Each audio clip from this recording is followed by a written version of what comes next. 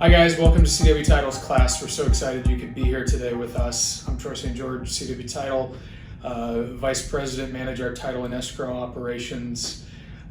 In all of my years of doing title insurance, I won't tell you how many there have been, one of the main questions I get from brokers is Troy, tell us what the top one or two things that all brokers should know when they get their title commitment. Now, luckily, if you work with CW Title, you've got our title reps that are doing their title reviews for you. But I still think it's super important for all of our broker clients to look out for at least these one or two things. You still want to look at it, but these are kind of some real highlight ones that can really help us stay out of some trouble later on. The main number one thing I would say is look at the vesting. There's a reason why we put it on the very front page. It's number 3, it's down near the bottom, and it says title to hereby in this commitment is vested in. It's a fancy way of saying the ownership. If you're the listing agent and you look at that vesting and that is not who you are working with, then we've got some questions that need to be asked or answered. If there are people on there who you are not working with, we want to ask and answer those questions, because things like divorces, things like parties who have passed away, if we have corporations or LLCs. We had one transaction where we had a party that there was no divorce record in the public record. We issued our title commitment. Obviously, we don't know who you're dealing with. You know your clients much better than we do. And when it finally got into escrow, they had a 15-day close, and we found out that one of the parties was on there that there was a divorce in a different state. So then we worked with the seller to track down their ex-husband, who was living in a remote part of Africa, and to try and track down the documents necessary to get that taken care of. We don't want those surprises. Look at the vesting. Let's make sure that if there's people on there that you're not dealing with, then we need to make sure that we get those answered as well. The other thing is as I mentioned, deceased parties or people that have passed away. Oftentimes people don't do anything with that if they don't probate and that sort of thing, and we often have to bring in heirs, and that brings in different layers, and that brings in your contract, who is signing your contract and who needs to be doing that. So we had one situation which was a lack of probate. We're actually working through it as we speak, where the seller has passed away, and now there are 3 heirs, and one of the 3 heirs does not want 1/3 of the proceeds going to their brothers, so they're now going to probate their estate. They've kind of pivoted, and we're actually a week after our contract closing date, so we're extending out. Luckily, we've got some understanding buyers in this situation, but you never know who these people are or what they're going to do, so we want to make absolutely sure that we're getting out in front of that as soon as possible. That's one of the reasons why we've always said order your listing title as soon as possible, so that we can start to vet these things out, especially in a crazy market like we have now, which is things are turning over so quickly. We want to get started on that right away. And the other one is LLCs, corporations, trusts. If you see that is in title, because oftentimes you're working with trustees, they may or may not have told you that their property is being held in a trust. So when we see that, we're going to need to get the documentation to make sure that the authorized parties are signing. I one time had an escrow or a title assistant approach me because we were insuring these documents. They came in, and it was, we'll call it Bob's Construction. And Bob's Construction was they had flipped a house and they were conveying it to a new buyer, and he said, "Hey Troy, is Bob's Construction authorized to sign, or is Bob authorized to sign on behalf of Bob's Construction?" And I said, "I don't know. Have you looked at the LLC operating agreement for Bob's Construction?" He said, "No." I said, "Well, you better get that, because if he's not, and Bill is actually authorized to sign on behalf of Bob's Construction, we've got a really big problem. We've got the wrong person signing."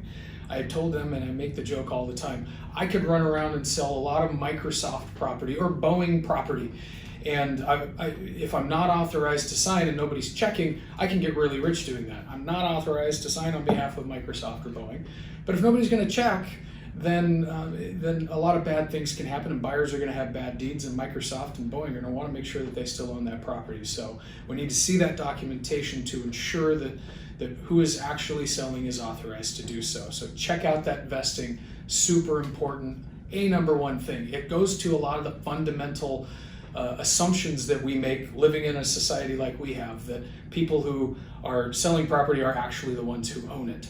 And it's not always that case, or there's legal things that have to be done to make sure that that takes place and we get a good, clear title to our buyers.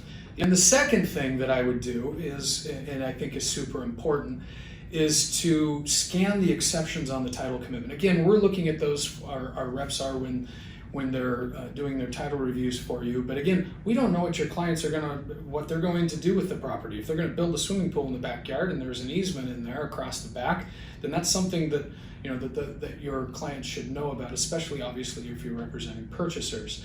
The other particular thing to look for: surveys, covenants, conditions, restrictions. We again don't know what your buyers are going to use the property for, but also monetary encumbrances. If they have 5 recorded deeds of trust on there and the total amount of those deeds of trust is 1.7 million, but you're listing the property at 1.1, something probably isn't right, and there's some work that we're going to have to do to clear out those unrecorded deeds of trust. We actually run into this quite frequently, especially in times when lenders are super busy, where we have refinance booms in those situations where they're putting all of their resources into the front end. They're not taking care of the loans that they're refinancing and paying off to clear them out of the public record. Also, oftentimes with private party deeds of trust, individuals that were loaning money don't necessarily know that once it's paid off, they have to reconvey it. So these can be real big challenges at closing, and we don't want to wait until we get escrow involved, because again, with the quick closing timelines, we just want to be in a better position than that. I had a situation with this where we had a private party deed of trust, and we've been working on trying to get the reconveyance paperwork. The parties that made the loan originally, it was a seller carryback like we see, and the original beneficiaries had passed away, so we went to their heirs, of which were scattered across the west coast of the United States. So we tracked down their information. I put on my Sherlock Holmes hat. We tracked down that information. We found them. We got them to sign all of the paperwork except for one. There were 5 of them total, and the one that wouldn't sign it saw dollar signs. And he said, "Oh, maybe I can get some money out of this." Well, we were very careful in telling him that he was going to, that there was a fiduciary and a beneficiary's obligation to release that deed of trust upon full payment, of which we had evidence of. And ultimately they signed the documents. We got them to the trustee company, and we got it reconveyed on the absolute morning of closing.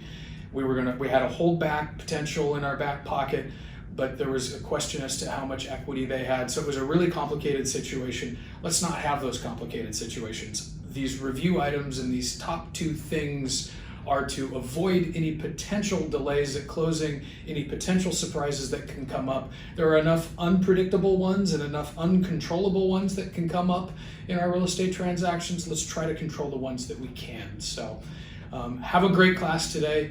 Looking forward to hearing the feedback that you guys get, and thank you for all of your support for CW Title.